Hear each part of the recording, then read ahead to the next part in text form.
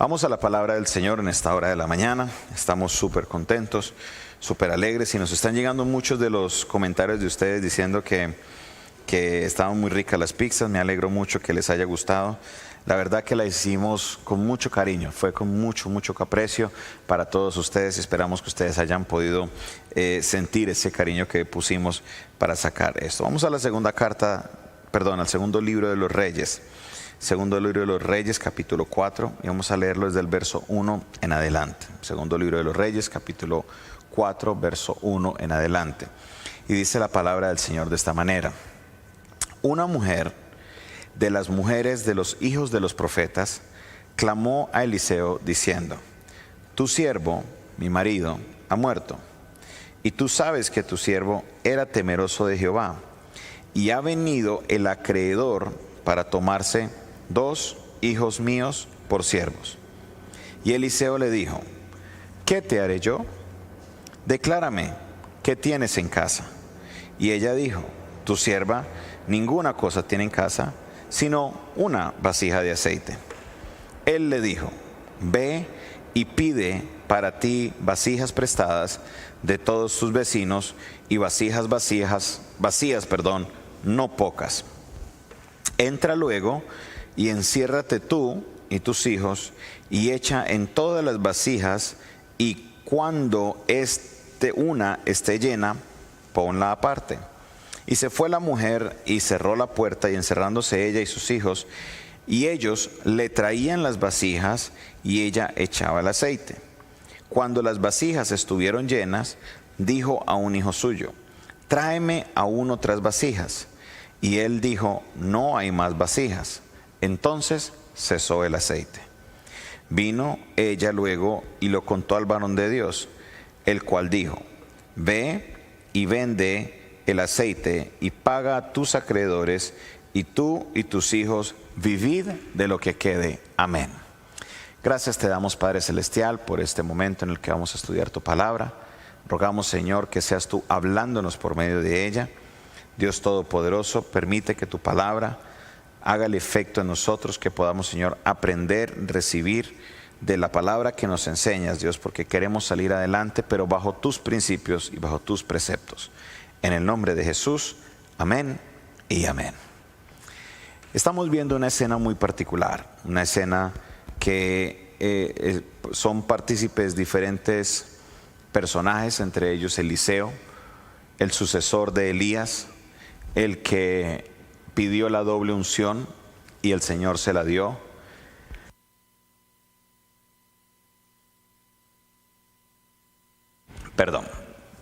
El que pidió la doble unción y el Señor se la dio. Y vemos acá parte de eso que Dios le había prometido, porque Elías había tenido una situación similar con la viuda de Sarepta, y nos dice la Biblia que no cesó el aceite ni la harina. Vemos acá que Eliseo tiene un encuentro con una viuda. Ahora, esta viuda no era desconocida para Eliseo, porque esta viuda tenía una conexión particular, y era que ella era esposa de uno de las partes de las familias de los profetas. Eliseo obviamente tenía una familiaridad con ella, y lo que hay que tener en cuenta es que en la cultura judía, en la cultura hebrea, había un desarrollo mucho más fuerte con respecto a lo que era el cuidado de las personas, de las viudas. Habían mucho más programas de parte de las familias. Dios les había dado una orden, por ejemplo, cuando ellos iban cosechando el trigo y lo iban colocando en los mantos, entonces cosechaban y colocaban, pero hay veces se caía un trigo. La orden era que si se caía uno, ellos no lo podían coger, que deberían dejarlo ahí para que las personas pobres, las personas de bajos recursos, las personas viudas pudieran pasar por el campo recogiendo todo el trigo que quedó en el piso, y así ellos pudieran tener un sustento, no solo con el trigo, las uvas, con los demás frutos. En este caso, la viuda, cuando ve el problema que le sucede, y es que ella no tiene más el sustento de su esposo, entonces se le presenta un problema, se le presenta una crisis, y ella tiene que resolverla. ¿Por qué? En la cultura hebrea, según las leyes están establecidas, es que si a usted pedía prestado un dinero y ese dinero usted no se lo pagaban, usted tenía derecho, después de cierto tiempo, de que la persona no hiciera ningún pago, ningún acuerdo, de llevarse usted a los hijos o a los productores de la casa y llevárselos como esclavos a que trabajaran en la casa de la persona a la que se le debía el dinero para que por medio del trabajo le pagaran así su deuda. Esto es impresionante. ¿Por qué? Porque llegan justamente por los dos hijos del de los profetas y se los van a llevar como esclavos para trabajar para aquella persona que les adeudaba el dinero. Y esto presenta una crisis para ella, porque obviamente ninguna mamá quiere que se le lleven sus hijos, y mucho menos como esclavos, para que trabajen para otra persona. No, ¿quién dijo eso? Entonces ella, en vez de irse a buscar en los campos, a pedir, a recoger, como les dije, lo que estaba, a pedir las ayudas, ella dijo: yo necesito una palabra de Dios. Y se fue a donde Eliseo. Buscó al profeta Eliseo y le dijo: Eliseo, tenemos este problema. Mi esposo murió y se van a llevar a mis dos hijos. ¿Qué hago? ¿Qué me dice? ¿Qué hay de parte de Dios para mí? Ella no era una mujer ajena al lo que era la palabra de Dios, era familiar de los profetas, conocía que Dios hablaba por medio de los profetas, y eso es lo que ella esperaba de Eliseo. Eliseo le dice: ¿qué puedo hacer yo? Mira, búscate vasijas, dile a tus hijos, todos van a pedir vasijas prestadas de los vecinos, de todo. Primero, hace una pregunta muy importante, le dice: ¿qué tienes en tu casa? Le dice: ¿qué tienes en tu casa? Entonces le dice: tengo solo una vasija con acento. Entonces le dice: dile a tus hijos que vaya y busquen más vasijas y las vas a llevar a tu casa, y lo que van a hacer es que la vasija que tiene aceite, con esa vasija vas a empezar a llenar la otra vasija, y cuando se llene la pones aparte y luego llenas la otra vasija y luego la pones aparte, y así vas a empezar a llenar todas las vasijas que están. Y resulta que ella misma hizo eso. Ella se dedicó a llenar las vasijas y los muchachos a traerles las vasijas. Y cuando llegó la última vasija, se llenó la última vasija, no había más. ¿Y qué pasó? Cesó el aceite. No hubo más aceite. Hubo la cantidad que ellos pusieron en vasijas. Esa fue la cantidad que ellos pusieron, que les salió. ¿Y ahora qué hago con todo este aceite? Seguro se preguntó, y fue donde el profeta: profeta, ¿ahora qué hago con todo este aceite? Y él le dice: ve y véndelo. Ve y véndelo, paga a tus acreedores y vive de lo que sobra. Aquí vamos a mirar una enseñanza muy práctica que tiene que ver con lo que es el manejo de las crisis en la parte financiera. Manejo de las crisis en los sectores financieros. ¿Cómo manejar mis finanzas en los tiempos de crisis? Y sabemos muy bien de que estamos en una situación muy difícil. No es un secreto que el desempleo en Colombia está en unos niveles muy altos. No es un secreto que el nivel de endeudamiento de las familias colombianas por promedio está mucho más alto de lo normal. Que el nivel de cuentas que están de tarjetas de crédito que están fallando está súper altísimo. Y eso Colombia no solo pasa en Colombia, las economías del mundo están sufriendo, están padeciendo de eso. Entonces la gran pregunta es: ¿qué hacemos en los tiempos de prueba? Y es ahí, mi hermano y mi hermana, donde usted debe entrar en contexto con esta palabra, porque la palabra de Dios nos está mostrando de que lo primero que debemos hacer es que debemos buscar una respuesta de parte de Dios. Lo primero que usted debe hacer es buscar una palabra de Dios. Por lo general, el orden de prioridades es que yo voy y busco al banco, después del banco voy al gota a gota, después del gota a gota voy donde la abuela, donde la tía, donde el familiar que tengo en España, el que tengo en Estados Unidos. Cuando ya todos me dicen que no, ahora sí busco a Dios.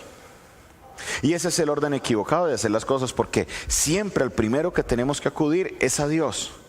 A Él debe ser el primero, y eso fue lo que la viuda hizo. Cuando vinieron los acreedores a llevarse a sus hijos, ella dijo: yo necesito una palabra de Dios. No se fue al banco a pedir prestado, no se fue a donde Eliseo a pedirle prestado, no. Él fue en búsqueda de una palabra de Dios. Y hoy Dios tiene una palabra para tu vida. Y como Eliseo le preguntó a la viuda, yo le hago la pregunta a cada uno de ustedes: ¿qué tienes en casa? ¿Qué tienes en casa? ¿A qué se refiere esta pregunta? Eliseo le estaba preguntando: ¿qué recursos tienes para trabajar? Y nosotros todos, absolutamente todos, no hay ni una sola persona que esté viéndome que no tenga la habilidad o la capacidad de producir algo. Deuteronomio capítulo 8 nos dice la palabra del Señor: y no te olvidarás del Señor tu Dios, quien te ha dado el poder de hacer riquezas. Este texto ha sido muy mal interpretado, porque por lo general se habla de que este es el texto en el cual Dios dice que quiere que seamos ricos. Y el texto no nos dice que Dios quiere que seamos ricos, no, lo que dice es que Él nos ha dado el poder, la autoridad de generar riqueza. ¿A qué se está refiriendo esto? A la capacidad de generar recursos. Está hablando que todos tenemos una habilidad de transformar algo en recursos. Todos nosotros tenemos esa habilidad. Mi padre en oro que me enseñaba y me decía: mijo, no importa a qué ciudad usted vaya, usted siempre va a encontrar dinero. Usted puede ir a la ciudad más pobre del mundo y usted va a encontrar dinero, va a encontrar recursos. Solo tienes que buscar la manera de cómo transformar algo en recursos. Y Dios nos ha dado el poder en nuestras manos para generar recursos. Todos, absolutamente todos. Ya sea que la comida, ya sea que usted sea bueno haciendo manualidades, ya sea que usted sea bueno haciendo las uñas, haciendo el cabello, ya sea que usted sea bueno fritando un pollo, lo que sea que el Señor le haya entregado. El Señor hoy te pregunta: ¿qué tienes en tu casa? Ay, es que mi abuelita hace muchos años hizo una receta de un arroz con leche y yo nunca he probado mejor arroz que ese. Y tu abuelita te lo enseñó a hacer. Claro, ya me dio la receta. Pues empiece a hacerlo. Empiécese a mover por ahí. Siempre hablo de comida porque usted sabe que los cristianos no fuman ni beben, pero comen, que da miedo, ¿no? Por eso estamos súper flacos. La comida es algo muy importante, es algo que se consume diario, pero no tiene que ser eso.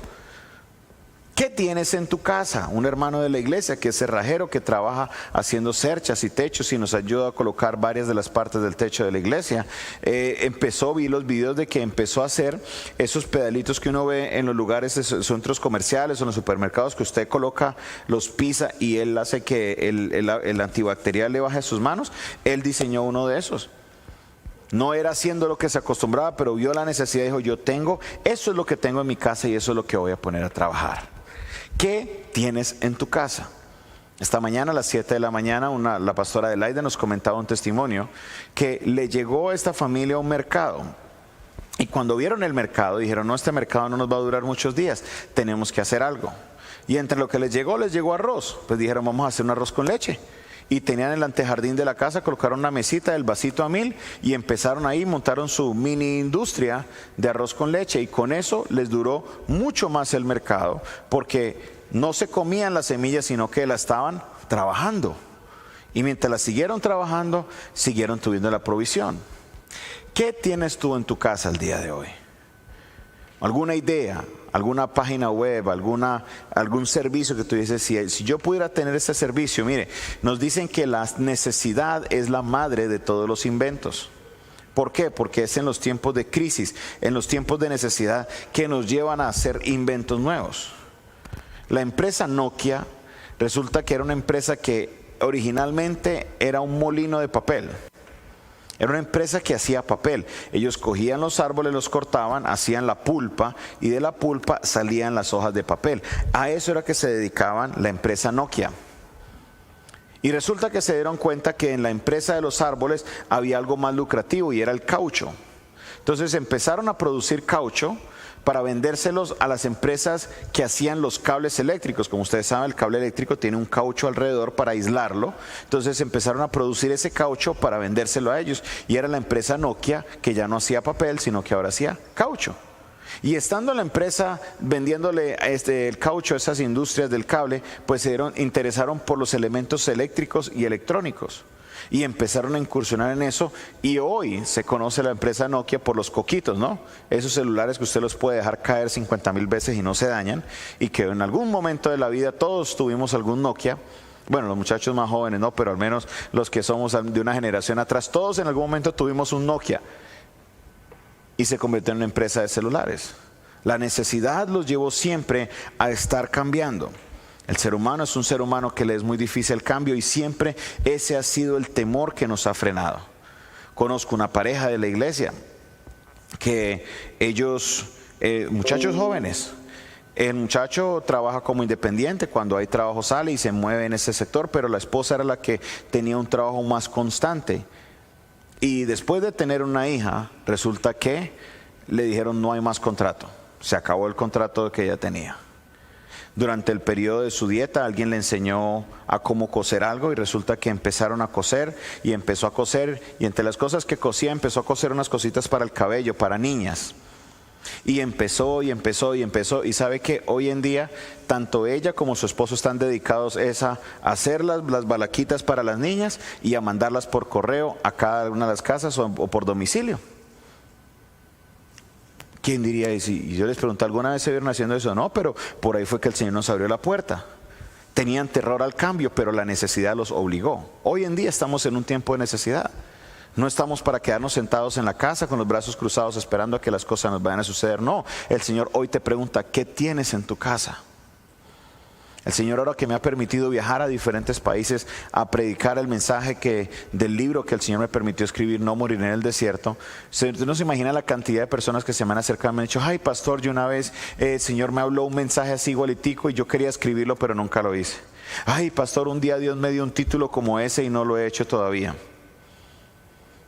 Y yo que no soy un escritor, que no me dedico a la pluma y el lápiz, lo logré sacar y resulta que ahora en este tiempo de pandemia ha sido un libro de mucha bendición para muchas personas. ¿Y cuál fue la clave? De que tuve una persona que fue una persona que se me hizo a cargo del proyecto, el hermano Diego Herrera, que él estaba todos los meses, casi cada semana, ¿qué hubo pastor del libro? ¿Qué hubo? Mándeme un capítulo, mándeme esto, revise esto, mándeme lo otro. Estaba, pero me tenía hasta aquí. Estuve a un punto de decir, ¿sabe qué? Váyase, déjeme solo, déjeme quieto, pero dije, no, toca persistir, toca sacar el proyecto. Me demoré un poquito, pero logró salir. ¿Y sabe qué? Dios está bendiciendo muchas vidas por medio de eso. ¿Qué proyecto tienes? ¿Qué tienes en tu casa? Porque de lo que tienes en tu casa, Dios va a partir desde ahí para empezar a redirigir tus finanzas en estos tiempos de crisis. Para empezar a redirigir tus finanzas en estos tiempos de necesidad. Hay personas que tienen toques especiales para ciertas cosas. Ayer nuestra hermana Marta con sus lasañas llegaba, apenas escucharon que las lasañas de Marta llegaron de una volando. ¿Por qué? Porque ella tiene un toque que le enseña a ella, a otras personas a cómo hacerlas y no les quedan iguales. Y ahora en este tiempo ella ha comprendido que este es el momento para empezar la industria. ¿Qué tienes en tu casa? ¿Qué tienes en tus manos? De ahí viene la segunda parte y le dice el profeta, empieza a multiplicarlo y a venderlo. Muchos quieren hacerlo todo regalado porque es que es para no, es que me da pena cobrar de más. No, vender no es pecado, ganar dinero no es pecado. Nadie compra pan para vender ¿qué? Pan, es un dicho que nosotros los manejamos. Si usted compró el pan a 2,000, usted lo puede vender a 4,000, eso no es pecado. Las cosas valen lo que el mercado esté dispuesto a pagarlo. Hay gente que a veces se da cuenta de los costos de unos productos y dice, ay, eso qué robo. No, las cosas valen lo que la gente esté dispuesta a pagarlos. ¿Por qué creen ustedes que hay iPhone que se venden en el mercado por 7 y 8 millones de pesos? Porque hay gente que está dispuesto a pagarlos. Si esos teléfonos no se vendieran, ellos no los harían. Y cuando usted va a mirar los componentes de ese celular, no valen 7 y 8 millones de pesos, valen a lo mejor 1 millón. ¿Por qué? Porque es que eso no es pecado, eso toca a uno salir y trabajar y poner a producir las cosas que el Señor te ha entregado. ¿Qué tienes en tu casa? Ponlo a producir. Que el Señor te dé una habilidad para hacer las uñas. Oiga, saque una publicidad, busque a otro hermano que tiene la habilidad de hacer diseño y fotos y ¿sabe qué? Empiece a moverse por ese lado.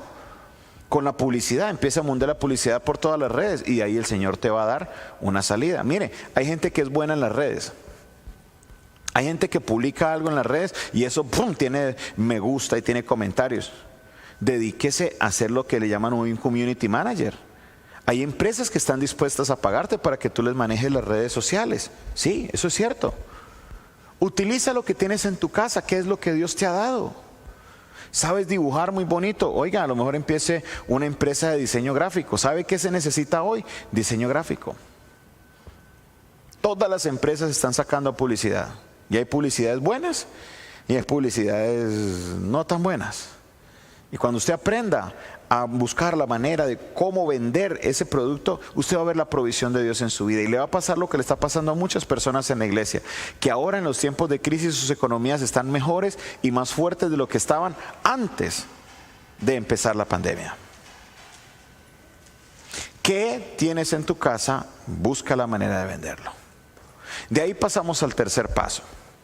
El tercer paso es que el profeta Eliseo le dice: paga a tus acreedores, paga tus deudas. Con lo que el Señor te da, paga tus deudas.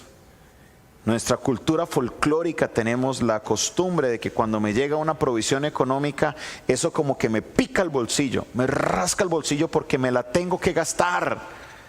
Entonces, si antes yo mercaba en la galería, ahora me llegó la platica, me voy para Carulla, porque ahora tengo la plata. Si antes compraba el pan en la panadería de la esquina, ahora me voy al molino, porque ahora sí me puedo comprar el pan de bono de 2,000, ahora sí. Y entonces se nos va. ¿Y qué pasa? Mire la característica de la economía de nosotros los colombianos. El 1 del mes hay plata, el 2 hay plata, el 3 ya no hay plata, y se quedan sin plata hasta el 15. Luego tienen plata el 15 y el 16 ya se acabó, porque entre el 3 del mes y el 14 sacaron prestado lo que era la siguiente quincena. Muchos de los que me están viendo no han recibido su quincena y ya la tienen gastada. ¿Por qué entramos en la crisis? Por eso, porque siempre queremos vivir por encima de nuestro nivel económico. Paga tus deudas. Paga a tus acreedores. Cuando el Señor empiece a bendecirte en lo que sea, si sea vendiendo arroz con leche, si sea vendiendo pizzas. Mire, el Señor me ha preguntado: ¿qué tienes en tus manos?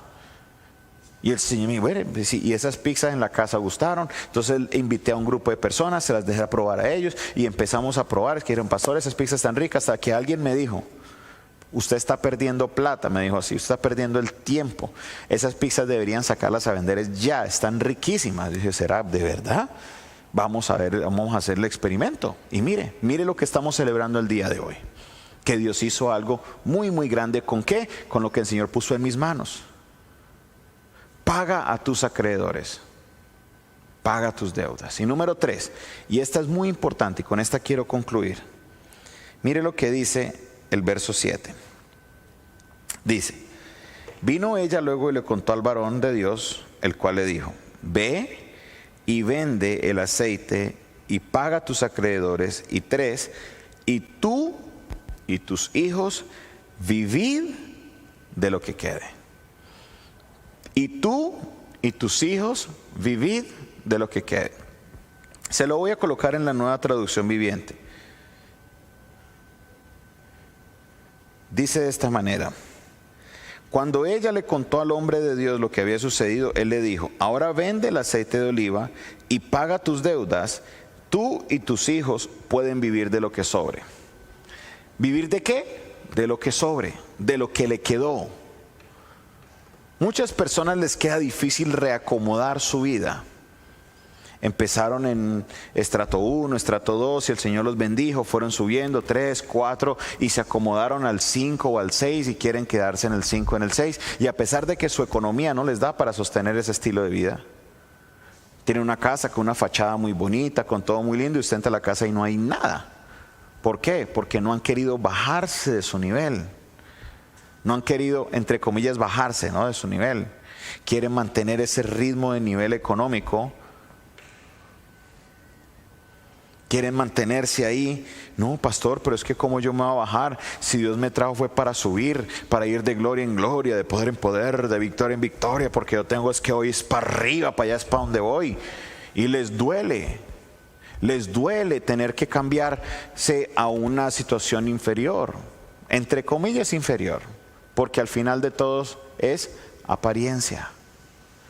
¿De qué nos sirve vivir en un estrato 5 y 6 si estamos endeudados hasta el cuello? ¿De qué te sirve? No te sirve de nada. Es mejor comer un pan tranquilo, dice Salomón. Mejor un pan tranquilo que uno estar comiendo manjares y lleno de angustias.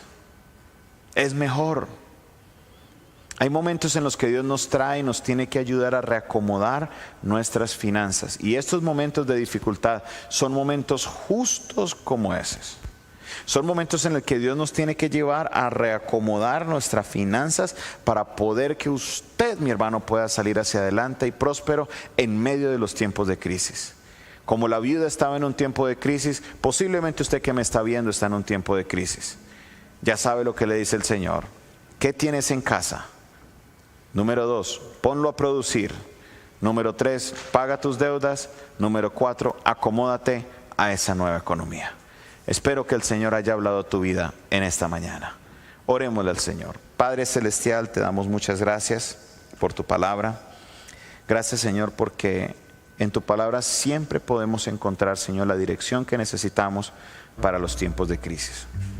Señor, como lo colocaste en el eslogan de esta iglesia, esta palabra llega como un consejo oportuno en un momento de crisis para personas que nos están viendo. Sabemos que por la economía han considerado el suicidio, sufren de ansiedad, de depresión, matrimonios se han acabado por la economía. Pero Señor, ahora entendemos que no nos podemos quedar de brazos cruzados o esperando que las cosas sean iguales. Las necesidades vienen y nos llevan a reinventarnos, a llevar a hacer cambios en nuestra vida. Y hoy, Señor, yo te pido que le des sabiduría a cada uno de mis hermanos para hacer sus emprendimientos y que tengan una victoria poderosa en sus vidas. Alabamos y exaltamos tu nombre. En el nombre de Jesús. Amén y amén.